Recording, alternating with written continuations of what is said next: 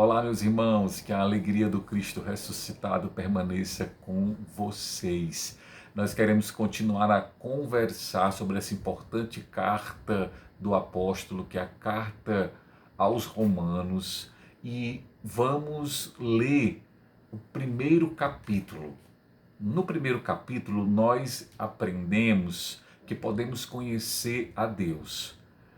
E por que podemos conhecer a Deus? Porque ele se deixa encontrar, ele se revela a nós. A primeira forma de revelação de Deus é através da criação, é através das criaturas. Lá em Gênesis capítulo 1, nós encontramos o autor sagrado nos narrando de forma poética a criação. E ali nós aprendemos uma importante lição, simples e importante: Deus é criador. E por que é importante essa lição? Porque a partir daí nós temos a certeza que podemos conhecer a Deus através das criaturas. Todas as criaturas nos dizem um pouco quem é Deus. O Papa Francisco cunhou uma expressão, espiritualidade ecológica. A partir da criação das criaturas, nós podemos nos relacionar com Deus. Podemos dizer ainda que isso nos leva a uma lei que é imutável e universal, que é a lei natural. É uma lei que está escrita no coração do homem pelo simples fato de sermos humanos. Os judeus ainda hoje conservam uma antiga tradição que eles chamam as 7 leis de Noé. Que leis são essas? São leis que, segundo a concepção judaica, elas estão escritas no coração do homem. Seja o homem organizado em qualquer lugar do mundo. Uma dessas leis são não cometer adultério, não roubar, não impor aos animais algum sofrimento que lhes seja desnecessário, não matar. São algumas dessas 7 leis. Portanto, em qualquer lugar que você for, você vai encontrar os homens e mulheres organizados crendo nessas leis, porque elas são universais, são leis naturais, portanto, imutáveis e universais. Você pega a lei não cometer adultério. Né? Em qualquer lugar do mundo que você for, você vai encontrar entre os povos e culturas o preceito fundamental da fidelidade como condição para estabelecer relacionamentos saudáveis. Você não vai encontrar em nenhum lugar do mundo povos e culturas apregoando a infidelidade como uma condição para a própria organização das famílias. Ao contrário, né? O que se apregoa é a fidelidade. Como também roubar, que é uma das leis de Noé, que se torna uma lei universal, está em qualquer canto do mundo como uma condição que, se é transgredida, é punida com o rigor da lei. Esses exemplos eu trago a vocês para que vocês compreendam o seguinte: a lei natural, ela é chamada assim porque ela está escrita na nossa condição de humanos. Portanto, no primeiro capítulo da carta aos Romanos, o apóstolo faz uma exortação aos gregos que escolheram servir mais à criatura do que ao Criador. São Paulo está querendo dizer que os gregos tiveram a chance de conhecer a Deus através desta revelação que ele lhes proporcionou, que é a revelação através das obras criadas. Mas acabou que os gregos preferiram servir mais as criaturas do que o Criador. Eles inverteram a ordem natural e criaram para si ídolos, passaram a adorar esses ídolos. Então, nós aprendemos logo no começo da carta que nós não podemos inverter a ordem das coisas. E eu queria lembrar para vocês uma coisa muito importante. Ao longo da história humana, nós fomos vendo que Deus ele foi ocupando o seu lugar na história humana, né? Desde os povos e culturas que tinham uma religiosidade politeísta até, né, a inauguração do monoteísmo com o judaísmo, nós fomos vendo que na história humana Deus foi ocupando seu lugar, tendo seu lugar na própria organização das sociedades. Na tradição judaica cristã, Deus ele foi inclusive legitimando comportamentos. Nós chamamos isso de teocentrismo, seria o governo de Deus. Deus ocupa o centro da própria organização social. Os judeus acreditavam que um bom governo era um governo teocrático, era um governo em que Deus ocupasse o centro, né? Ao longo da história humana, nós fomos vendo um movimento onde Deus ele foi perdendo espaço, né? E o homem foi ocupando esse espaço. Nós costumamos dizer que esse movimento foi um movimento de passagem do teocentrismo para o antropocentrismo. O homem passou a ser o centro e não mais Deus. Para continuar falando disso, eu quero que você volte comigo até Gênesis capítulo 3. Né? Nós lemos há muito tempo esta narrativa, conhecida como a narrativa do pecado original, e você vê que no diálogo da serpente representa aí o diabo, no diálogo da serpente com a mulher e o homem, ela engana a mulher e o homem. Agora, a proposta que a serpente faz à mulher e o homem é uma proposta que os agrada. Por quê? Porque ela diz assim: olha, se vocês comerem do fruto que está no centro do jardim, vocês serão como deuses.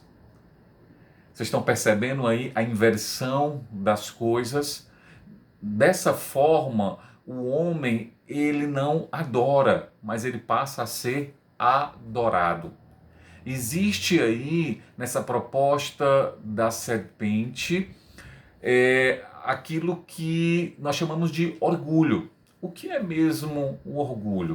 É o homem se inchar de si mesmo ao ponto de se ver como Deus.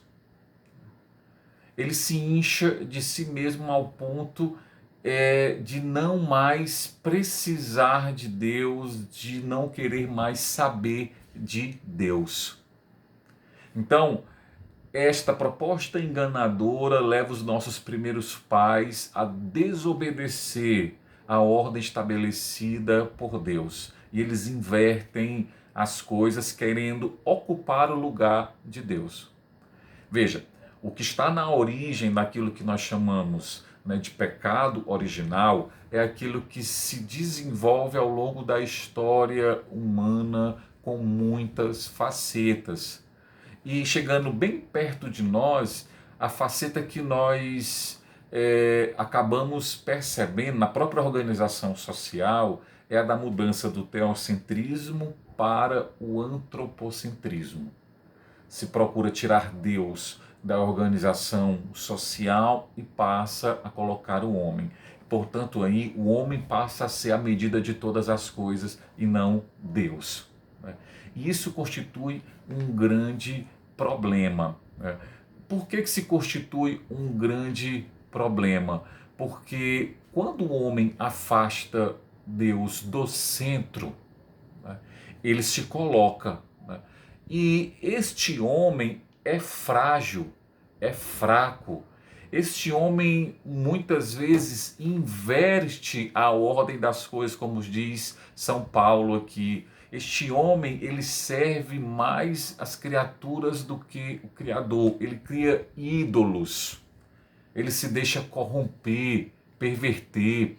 E aqui São Paulo, no primeiro capítulo, ele aponta, né, para algumas dessas perversões, né, que o homem ele vai vivendo. Veja, ele está olhando para a sociedade greco-romana e ele observa, ele que conhece a sociedade, ele observa já as perversões que esse homem vai vivendo. Por exemplo, ele começa dizendo aqui no capítulo 1, versículo 24, ele vai dizendo que eles trocaram a verdade de Deus pela mentira e adoraram e serviram a criatura ao invés do Criador. E ele continua dizendo: por isso Deus o entregou, segundo o desejo de seus corações, a impureza em que eles mesmos desonraram seus corpos. Eles trocaram a verdade de Deus pela... Perdão. Eles mudaram as relações naturais por relações contra a natureza. Igualmente, os homens, deixando a relação natural com a mulher, arderam em desejo uns para com os outros. E ele vai continuar aqui dizendo que entre eles foi possível ver toda sorte de injustiças, avidez, malícia, inveja, assassínios, rixas, fraudes, enfim. Ele aponta aqui uma lista de pecados, né, que crescem no nosso meio porque nós invertemos a ordem das coisas. Então, é importante para nós colocarmos Deus no seu devido lugar. Em outras palavras, é isso que Paulo está querendo dizer. Nós não podemos tirar Deus, nós devemos deixá-lo no seu devido lugar. Se nós olharmos para a nossa sociedade hoje, fizermos uma leitura da nossa sociedade hoje, nós estamos vivendo este perigo, né, de deixar Deus de lado e colocar o homem no centro e passar a ter o próprio ser humano como medida. Nós estamos vivendo um grande período de revoluções, e em todas essas revoluções existe um desejo de homens e mulheres de afastar Deus do centro. Em todas as revoluções que nós temos visto até o momento, se tem esse objetivo de afastar Deus do centro da própria organização social, né, política e cultural. Isso é grave, né? Paulo já apontava para a gravidade disso. Continuando aqui, o apóstolo ele vai falar da ira de Deus. O primeiro grupo que ele aponta a ira de Deus é para, né, o grupo dos greco-romanos, né, como eu já disse, que tiveram a chance de conhecer a Deus por meio das obras criadas, das criaturas, mas inverteram a ordem das coisas e preferiram servir as criaturas ao invés do Criador. A partir do momento que Deus se deixa revelar, é para que os greco-romanos o sirvam, né? O sirvam através da beleza das criaturas e não as criaturas. Só que aí Deus também ele exorta os judeus, né? Porque os judeus parece assim que não há pecado nenhum que pese sobre eles, mas Paulo vai dizer que não, porque eles também tiveram uma outra revelação. Os judeus, além da revelação que se dá por meio das obras criadas, eles tiveram a revelação que se deu, né, através da própria experiência monoteísta que eles foram cultivando ao longo da sua história. Deus se deu a conhecer como Deus único, como diz lá no livro do Êxodo, como Deus ciumento, rico de amor e fidelidade. Se deu a conhecer através dos patriarcas, através dos profetas, dos sacerdotes. Deus foi progressivamente se revelando a este povo. Mais na frente, o apóstolo Paulo ele vai dizer que as leis, as tradições, os patriarcas, as normas foram dadas a esse povo. Deus deu tudo isso a este povo. E aí ele vai exortar, né, vai exortar os judeus, porque eles têm esta lei, mas mesmo assim, né, eles continuam pecando. Né? E aí Paulo ele vai refletir na continuação, né, sobre a questão da circuncisão. Né? Ele vai dizer o seguinte: qual é a verdadeira circuncisão? Né? É a circuncisão do coração. E por que ele está dizendo isso? Porque apesar de tudo isso que os judeus receberam, todas essas tradições que Deus deu ao povo, apesar de Deus ele mesmo ter se revelado ao povo, eles continuaram pecando. Deus disse para eles: não cometam adultério, e eles continuam cometendo adultério. Então, diante desta realidade, do que vale a circuncisão? Do que vale ter no corpo uma marca, né, que me identifica como judeu, se eu não cumpro a lei? A lei que Deus me revelou, a lei que Deus quer que eu cumpra. Aí é quando Paulo vai dizer que eu posso encontrar um incircunciso, ou seja, quem não foi circuncidado, e que tenha e que coloque em prática as leis do Senhor. Deus vai gostar mais desse incircunciso do que dos circuncidados que não põem em prática a lei.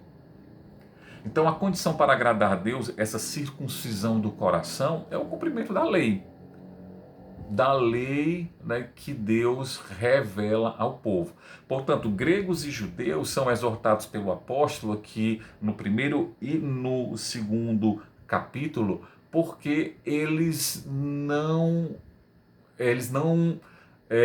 servem a Deus, eles não obedecem a Deus que se revela a eles de tantas formas. Veja, o apóstolo aqui ele está de forma pedagógica preparando os romanos, né, a quem é endereçada a carta, para chegar à grande revelação, à plena revelação de Deus que se dá através de Jesus Cristo, seu Filho.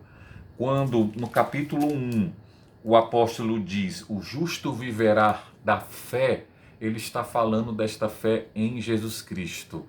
A economia da salvação, né, ela se dá através desta plena revelação de Deus através do seu Filho. Então, meus amigos, eu quero terminar essa conversa com vocês, né, de hoje dizendo o seguinte: ainda hoje Deus deseja se revelar a nós, ainda hoje Deus deseja ser conhecido por nós. E por que ele faz isso? Porque ele sabe que ao conhecê-lo e ao colocar em prática a sua lei, que é a lei do amor, nós podemos organizar a nossa vida, podemos organizar a nossa sociedade de uma forma diferente. Quando nós tiramos Deus da nossa vida, do centro da nossa vida, passamos a organizar a nossa vida de acordo com a nossa própria medida. E nós sabemos que muitas vezes o homem e a mulher, a medida que ele aplica é uma medida marcada pelo orgulho, pela vaidade, pela arrogância, pelo egoísmo, pela indiferença, né? Pela marginalização, exclusão. Então, este homem que usa esta medida, ele acaba oprimindo o seu semelhante, ele acaba ferindo, machucando, matando o seu semelhante. Deus é que deve ser a medida. Portanto, aprendamos a reconhecer a Deus, aprendamos a conhecer a Deus que se deixa encontrar de tantas formas e nos abramos à grande revelação de Deus que se dá através de Jesus Cristo. Chegada a plenitude dos tempos, diz o próprio apóstolo na carta aos Gálatas, Deus enviou o seu Filho nascido de uma mulher. Chegou a nós a plena revelação de Deus para que nós pudéssemos viver nessa plenitude, na plenitude da graça. Que Deus abençoe. Até o nosso próximo encontro.